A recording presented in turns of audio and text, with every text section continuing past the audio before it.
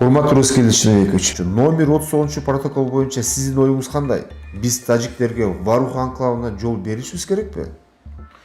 Жок, мындайда мен рахмат сурооңо. Биринчиден мен былтыр ушул чатак чыккандан кийин Марал радиосунда маек бердим эле да, ошондо деле айткам, азыр ошол пикирдемин да. Биз бербешибиз керек. Жол салганга уруксат бербешибиз керек. Деги эле 39 протокол деген сөз бул протокол эмес, бул прокол деген сөз. Прокол менен протоколдун айырмасы бар. Эки там болсо дагы. Бүгүнкү тажиктердин бизге койгон талабы, же болбосо алардын аракети бул манипуляция. Алардын бүгүнкү манипуляциясы биз үчүн эртеңки капитуляция болуп калышы мүмкүн.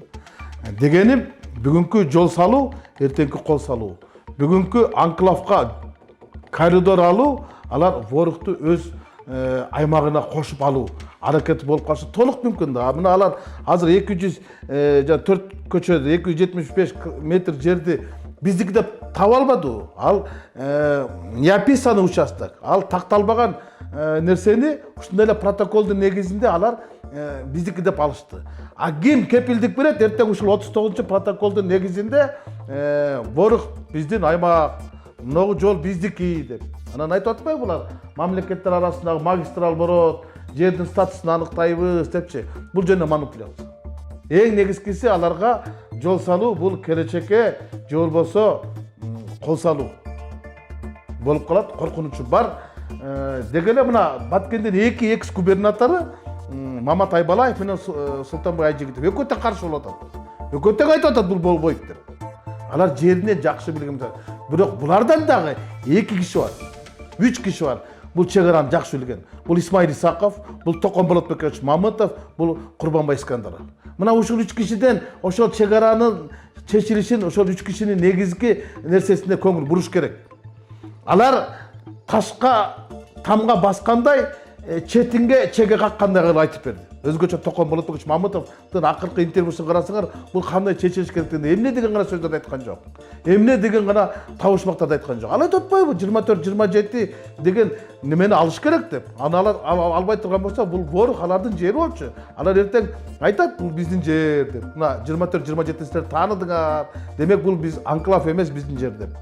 А эмне үчүн 58-59-дан кашып атат? Анан Токон Болотбекович айтпадыбы? 2006-жылкы токтомдо Өмүрбек Токтогулович Бабанов чакыртып алган. Бул жок деп. Ал жок болгондон кийин демек жанагы тажиктердин губернатору айтып атпайбы, Согдин губернатору? Бул жер биздики деп. Бул жер биздики, жа 4 көчө деп атат. Ал не описан участокты такталбаган аймакты да тартып алышты. Мына ушундай коркунучтар бар. Ошондуктан мен бул жол маселесине келгенде каршы пикирдемин. Буга чейин да айткам, азыр да ошондоймун. Деги эле жергиликтүү эл каршы болуп атат. Анан мурдагы президенттер дагы, мурдагы өкмөт башчылары дагы бул жерди чечпей келишкен. Алар эмне чечпей келишкен. Анткени алар эңириде эртеңкиде чочулашкан. Бул маселени чечиштин жолдорун табыш керек. Аны үчүн биздин экономикабыз күчтүү болуш керек, аны үчүн биздин бийлигибиз күчтүү болуш керек. Армиябыз күчтүү болуш керек. Кийинки суроо. Кыргыз Республикасынын өкмөтүнүн номер 309 токтомуна жерлерде фермерлер, дыйкандар каршы чыгып жатышат. Депутат Султанбай Айжигитов бул чоң жардырууга алып келет деп коңгуроо какты. Сиздин оюңуз кандай? Эмне айтасыз ушул боюнча? Бул эми 309 токтомду дагы жөн эле жерден чыгарып алып эле баягы бечелге жетөлдүн керегине дегенде өпөлчүчаң өкмөткө ушунун эмне кереги бар экенин мен түшүнбөй турам да. Бул айыл чарбасын алсыратуу, бул эптеп жанын баккан дыйкандар менен фермерлерди жалдыратуу.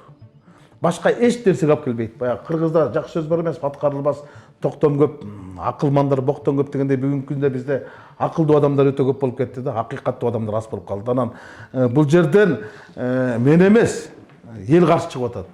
Мына Чүй областында, Жайыл районунда, Ысык Ата районунда кеминде бир топ жерлерде ошол фермерлер, дыйкандар каршы чыгып атат. Жөнөкөй карапайым катардагы эле ошол айылдын ФПСтин жерин алып, арендага алып иштетип жүргөн адамдар каршы чыгып атат. Анан былтыркыдай кургакчылыкта, катчылыкта же түшүм ала албаса, жерди эле бакпай калбады.